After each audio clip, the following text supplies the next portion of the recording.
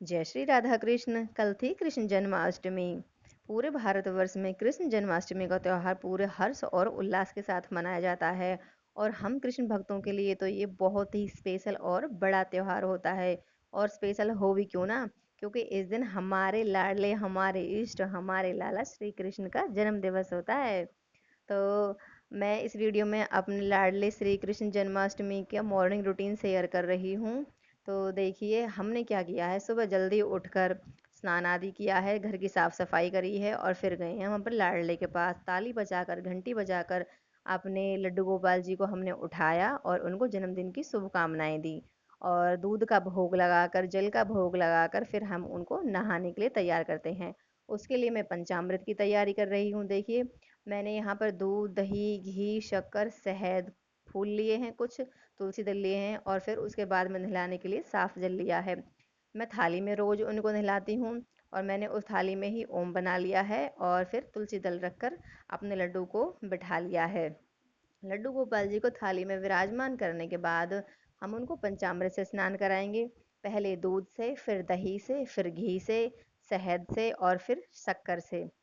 उसके बाद हम सादा जल से स्नान कराएंगे। लड्डू गोपाल जी का जन्म दिवस होता है जन्माष्टमी के दिन, तो फिर इस दिन तो पंचामृत स्नान बनता ही है। अगर देखिए हम रोज तो पंचामृत स्नान नहीं करवा पाते हैं, पर जन्माष्टमी के दिन तो जरूर से ही कराना चाहिए। पर जिन लोगों के पास इतना समय नहीं है कि हर चीज़ जैसे कि दूध, दही, घी, शहद, अगर इनको अलग अलग से स्नान कराएं डाल के, तो आप सारी चीज़ों को एक साथ मिलाकर भी स्नान करा सकते हैं।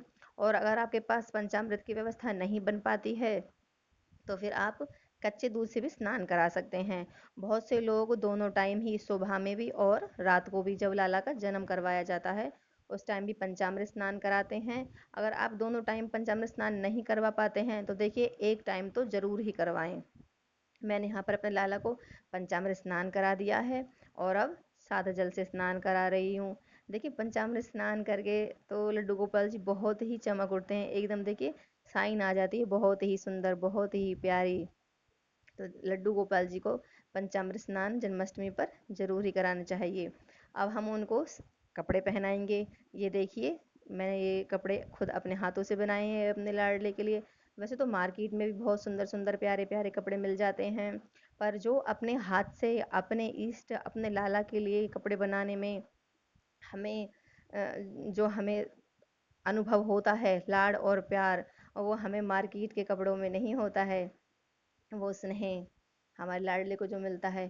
तो देखिए जन्माष्टमी के दिन श्री कृष्ण को प्रसन्न करने के लिए कृष्ण भक्त पूरी पूरी कोशिश करते हैं। उनके लिए अच्छे अच्छे आभूषण लेके आते हैं, सुंदर सुंदर ड्रेस बनाते हैं और सब कई प्रकार का भोग लगाते हैं।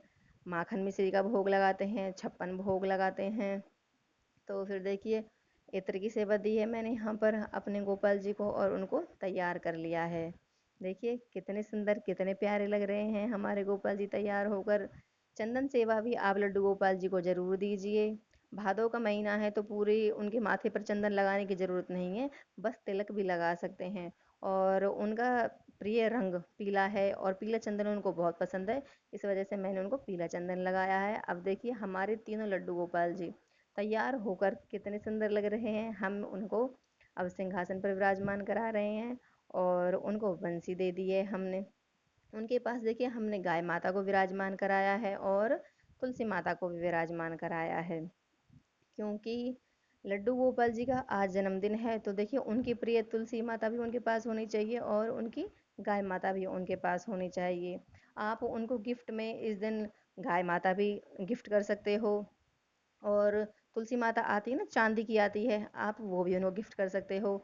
अब हम यहाँ पर सबको फूल समर्पित करेंगे। हमने यहाँ पर फूल समर्पित कर दिए हैं सबको और दर्पण सेवा दी है, क्योंकि हमारे लाडले को पता होना चाहिए ना कि मैया ने उनको कैसा तैयार करा है आज उनके जन्मदिन के दिन।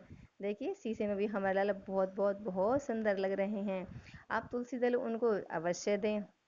हमने सबको देखिए तुलसी दल दे दिया है। अब हम अपने व्रत का संकल्प कर रहे हैं। आज जन्माष्टमी का व्रत है तो हमने संकल्प कर, पहले हम अपना नाम बोलते हैं, गोत्र बोलते हैं, स्थान बोलते हैं और किस व्रत को कर रहे हैं और किस मनोकामना से कर रहे हैं। हम अपने व्रत का संकल्प करते हैं फूल, जल और कुछ दक्षिणा लेकर।